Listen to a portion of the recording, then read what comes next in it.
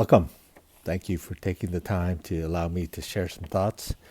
Wanted to read a passage from John 7, verses 37 to 39, and I'm going to read it from a version called The Voice, which is kind of a paraphrase translation, and just wanted to share some thoughts around this passage.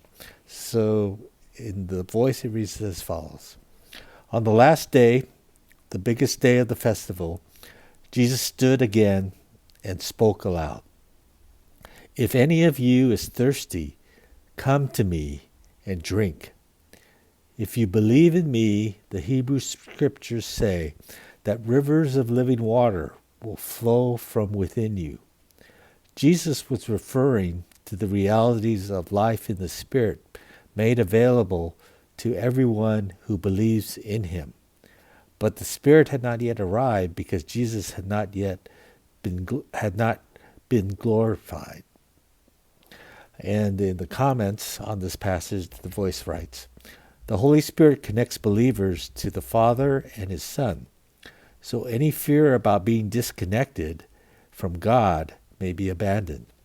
The Creator of the universe dwells within his people, sustains them, and will accomplish the impossible through them.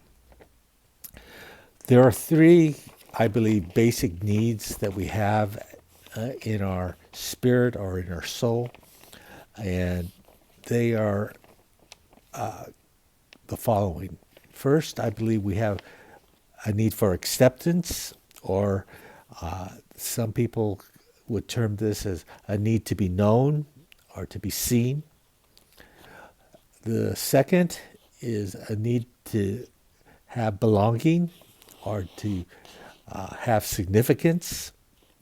And the third is to feel secure or feel safe. And with those three things is this idea of the thirst that this passage talks about. Those are the things that I believe the soul is thirsty for. And sometimes we seek to get our thirst met by something other than this living water. But the need that we have can only truly be met in a complete and full way when we are connected with this living water, because that is what's going to actualize what I would term as our true self, the self that God designed us to be. When he first decided to create us, that he had an image that he wanted to present to the world. And as we live in this world and make choices or are influenced, that image can be marred, tarnished, really become where we don't know what that image really looks like sometimes. And it's only when we reconnect with this living water that image becomes clear, and we are able to be what I call the true self that God made us to be. And in that, once we become our true selves, then it leads to being able to be connected to one another.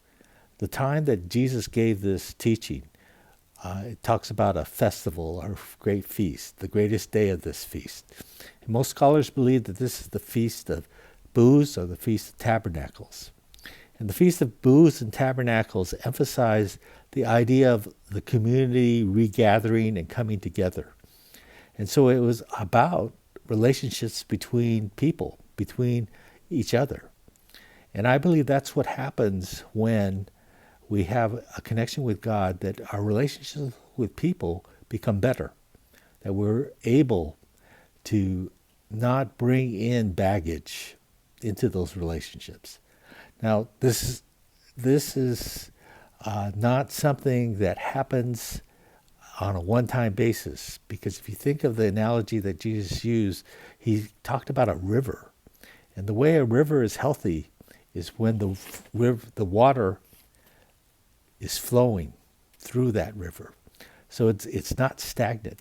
And so in our relationships with God and with other people, there needs to be this constant replenishing, reevaluating,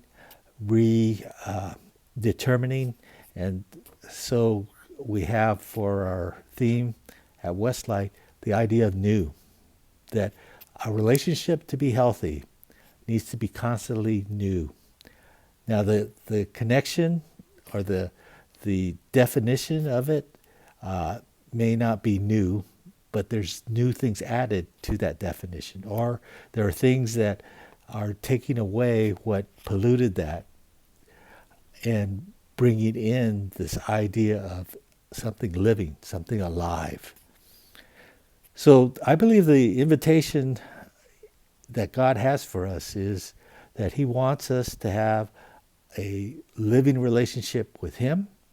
He wants us to be able to have a living relationship with the people we come into contact with.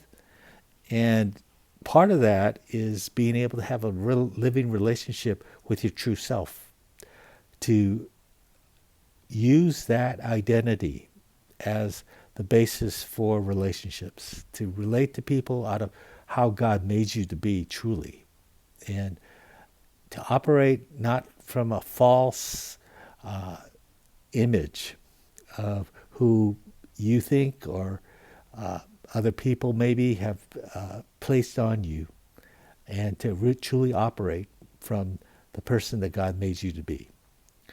So I pray that you will be able to experience that, because it's the best, that there's nobody else like you, and to be able to enjoy that, and to be able to know that God takes great delight in you being able to enjoy that and sharing that with other people. May God bless you, and take care.